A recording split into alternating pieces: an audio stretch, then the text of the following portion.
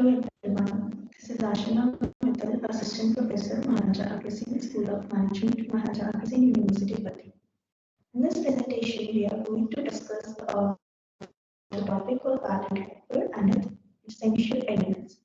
So, offer is something that we study in the chapter 2 when we study about Indian Contract Act 1872.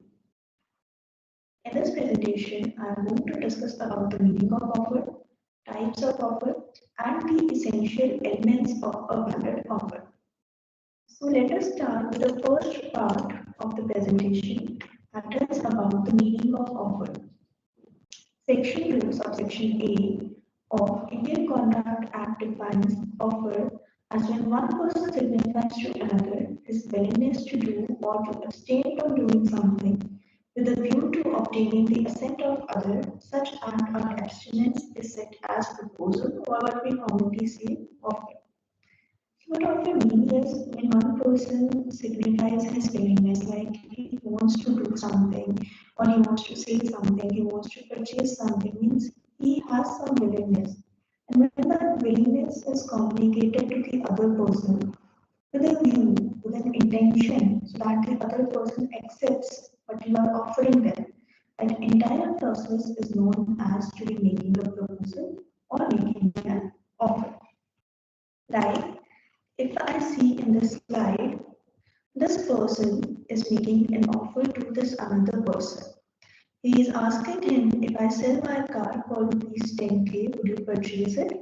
So how does it constitute as an offer? Because he is signifying his willingness to this other person about selling his car, and his intention is that the other person should accept whatever he is offering to him. So this is known as offer.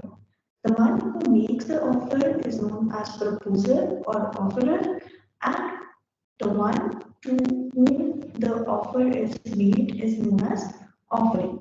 There is also another term, the one who promises or the one who is making the proposal is known as the promiser, and the one to whom the proposal is made is known as promisee.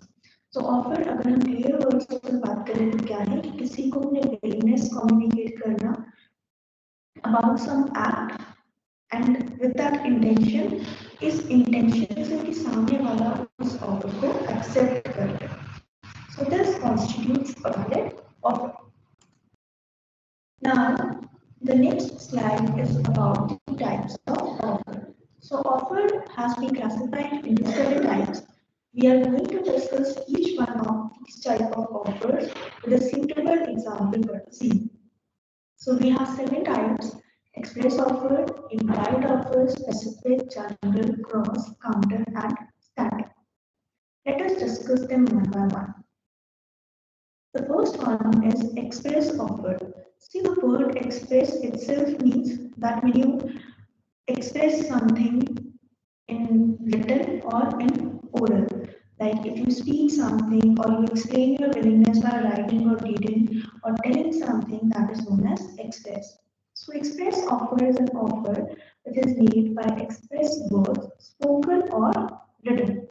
For example, if I write an email to B about offering my car for 5 lakh rupees, so I am writing here I am doing an express offer. Here I am writing or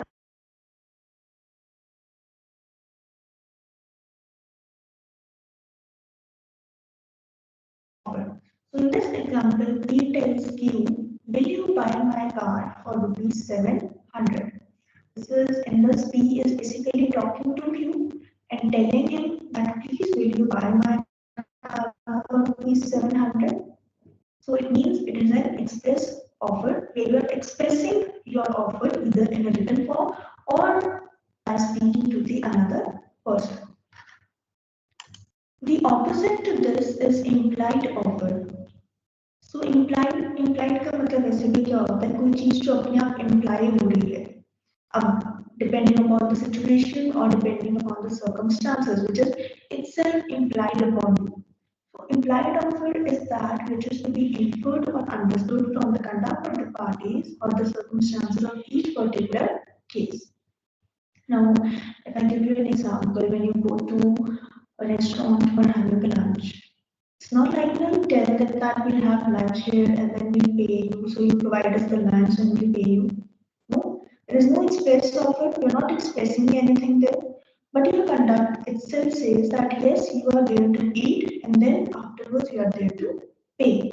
So that is an implied offer. We are not speaking anything there, we are not writing anything, but your conduct, the conduct of the parties itself implies that there is an offer between two parties. Another example is when you go to a petrol pump for the fuel, you just go and park your car in front of the fuel pump, fuel tank. So your conduct itself implies that you are there to get fuel in your car. It's not like you write anything or you tell them that I'll pay you money or something. There's no expression. There's no express offer. That is implied offer when you are parking your car in front of the fuel tank.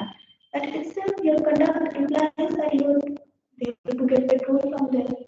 So implied offer is to be inferred or understood from the conduct of the parties.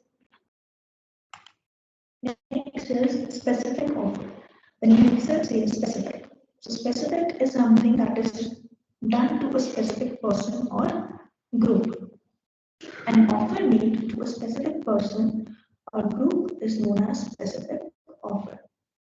For an example, I offered my car to be only. So that is a specific offer because my car is offered for sale only to me. No one else in this world can accept that offer because that offer is open only for the B. A specific offer means an offer that is open and that is made only for a specific person and nobody else can accept the same. That is the specific offer. So an offer by X, a very close friend of Y, to sell his bike to the latter for rupees 10,000 is a specific offer. Only Y can accept that and no one else. Now the opposite of the previous one is general offer. Specific offer में क्या करें हम किसी particular person को ही कुछ offer कर रहे हैं.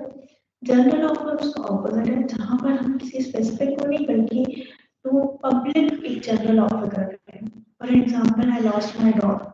So I put the advertisement that whosoever will find the dog will get a reward of 50,000. So that offer is not open to any particular person. That offer is applicable to the people at large. So that is known as general offer. Offer that is made to general public. Anyone in the public can accept that offer. So example itself says X offers a reward of rupees 50,000 to anyone who traces out his missing son. Y, who is aware of the offer, finds the boy, so he can claim the reward. As it was general offer, a general offer can be accepted by anyone. It's not like only the specific person should accept it because that happens in the case of specific offer. When the general offer is made, anyone from the general public can accept the same. Next is cross offer. Cross offers takes place when two persons make identical offers to each other with respect to the same subject matter without knowing the intention of other. Cross offer क्या है? There are two parties, A and B. So A in his mind is thinking to sell his car to B for rupees 1 lakh. And he has not communicated it to B, it's in his mind only. Like he's just thinking about it for time period. B at the same point is also thinking the same. He is thinking to make an offer to A to buy his car for rupees 50,000. So both the parties are thinking of making the same offer to each other, but they do not have the knowledge about each other's intention. So that is known as cross offer. कि जब दोनों parties एक ही चीज सोच रही हैं, ए को भी अपनी कार बी को ही सेल करनी है 50,000 की और बी भी यही सोच रहा है कि ए को ऑफर करे कि वो अपनी कार उसको सेल कर दे 50,000 में. बट ए और बी दोनों को ही एक दूसरे की इंटेंशन के बारे में नहीं पता है. So that constitutes a cross offer. Next is counter offer. Counter offer is basically something that takes place when the person to whom the offer is made, instead of accepting the terms of the offer, desires modification of the same. तो counter offer क्या होता है? If A offers to sell his car to B for rupees 50,000, okay? A offered to sell his car to B for 50,000, but B in return said that he will only pay 40,000 for the same. So what did B actually do? He modified the terms of the original offer. So the offer of 40,000 made by B is known as counter. Like when some modifications are made in the original offer, a new offer is placed in spite of that, in place of the original one. That is known as counter offer. For an example, if you went to shopping and you ask the shopkeeper to sell you a particular dress for rupees 5,000, but he said, no, ma'am, I will only agree for 6,000 rupees. So the offer made by him is known as counter offer. Or the shopkeeper offered you a price of 5,000, but you said, no, I will only pay 4,000. So the 4,000 rupees offer made by you is known as counter. And the last one is standing offer. A standing offer is of a continuous nature. It is not restricted to a single transaction.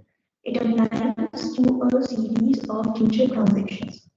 So standing offer means an offer which is allowed to remain open for acceptance for a long period of time. It is also known as continuing offer or open offer or standing offer. For an example, X, an edible oil merchant, offers to supply edible oils to Dell as and when required for the next 2 years. So the offer by X is a standing offer. Why it is a standing offer? Because the offer now remains open for the continuous 2 years. So that means it is an open offer, continuing offer, or standing offer. I hope I'm clear with the meaning of offer and types of offer. Essentials of valid offer will be covered in the next presentation. Thank you.